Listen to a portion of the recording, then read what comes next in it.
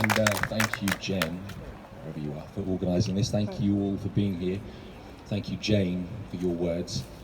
And I guess with people like Jane on our side, with all the statistics, and people like Eduardo Goncalves, who I'm sure a lot of you guys know from the campaign to ban trophy hunting, we've got the stats on our side, we've got the facts, we've got the myth-busting details about how trophy hunting is not conservation. I guess with those folks on our side, I just want to share with you some really personal stuff. Jane talked about the rare opportunity to stand shoulder to shoulder with these iconic megafauna like lions, elephants and rhinos, and I want to share with you 3 really quick stories of when I had the absolute privilege, the profound experience of doing just that with each of those species. The first of which was with King, the lion cub that the Born Free Foundation rescued from an abusive situation in a Paris apartment, if you can believe that, and relocated him to the Shamwari Game Reserve, to their big cat sanctuary there, and where he has a girlfriend, by the way. He's living a very happy life. He's a well-loved, well-cared-for, fully grown, handsome, strong lion, and previously he was a little tiny cub being kept in a dog cage, being beaten by his idiot owner in Paris. In 2017, still happened.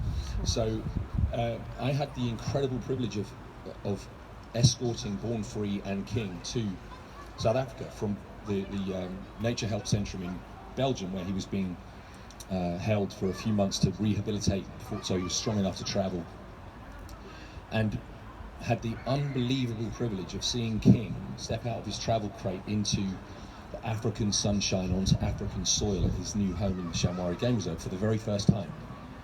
It's something that you may have seen on video. There's an incredible piece of footage of it from the Born Free Foundation. You'll see it on my Facebook page as well. And of course, I sobbed like a child, as you'd expect. It's just an incredible moment. Another moment was when I had the incredible experience of meeting Sudan, at the time, the last male northern white rhino, who sadly died, but he did die of old age. He was about my age when he died, which most rhino don't live past about 10 or 12 years old because they're being hunted so mercilessly. I knew I was going to see Sudan, but I didn't know the size of the enclosure he was in, which essentially was about as big as up to these first 2 boxes right here, and he was sitting just there. So as soon as I walked into this little enclosure, again, I sobbed like a child. I think there's probably a lot of sensitive people here who can understand the impact that had, but I knew I was just staring extinction straight in the face. And this was before I got to sit with him. And then I was invited to go sit with him and put my arm around him, and I tickled him behind the ear. And this rhino, who was the size of a transit van, was literally just sitting there twitching like a puppy would to the fact that I was tickling him behind the ears. And I was supposed to be delivering a piece to camera, and it took me about 20 minutes to get myself together, because of the fact that I was so profoundly impacted by this incredible creature, and all I could do was plead for his forgiveness for what our species had done to his. And it really did take me. There's some video of that as well you may have seen on social media. I was in a bit of a state. That was one of the most, if not the most profound experiences I've ever had, and that was the rhino. And then finally, a story about an elephant. And this, if you guys have ever been on safari, you'll know when you're cruising through the safari on a vehicle and you come across a herd of elephant, you may realise that although they're gigantic, they're actually very timid. And the matriarch will be very defensive, and she'll let you know she's watching you, and her babies are behind her, and the rest of the family are behind her, and they're very aware of you. And that's what generally happens. And here we are cruising through Meru National Park, which is where Elsa comes from, which is where Born Free was basically born. And we come upon this lone elephant, an adolescent male, and he just stood there. And the vehicle drove up and it just stopped, and he just stood there. And I was at the back. I was with Margot from the Remembering Wildlife series, and the driver. There was just the 2 of us, and the front of the vehicle was about as far away as these guys. The back of the vehicle was where I am, and this elephant was just like that, staring at me, and just stood there. And he was about 20 feet away, and within a few moments, he just walked very slowly forward, and he got about 10 feet away. I kid you not, I could feel his body heat. He was that close. And he stood there, focused on me, and one of his front feet was just doing this. And I was just watching this in awe. And then his trunk just scrabbled around on the ground, and he picked up a little stone, and he just went,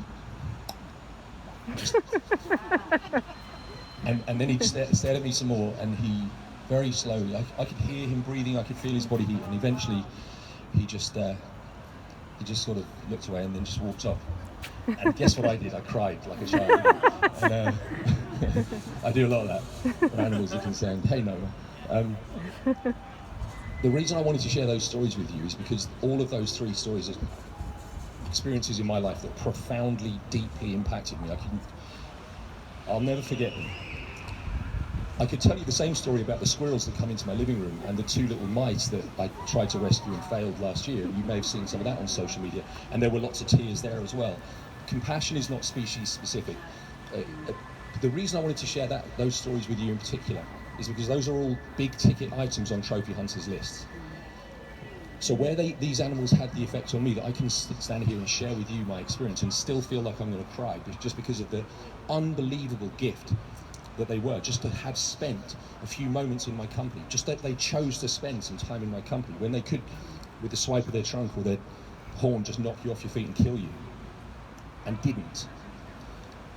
And yet, a trophy hunter in that same position would see an opportunity for a kill. And that is the fundamental reason why we have to stop this from happening, because something's deeply, deeply wrong with that. One of the most, if not the most beautiful experience you could hope to enjoy in this lifetime, a connection with another wild animal that wants nothing from you other than to spend a few moments in your company and then get on with its life. And as per the t-shirt, which this gentleman also has, I was there with a camera, and I shot those animals too, but guess what? They're still alive and someone else can go shoot them, and they can still generate revenue.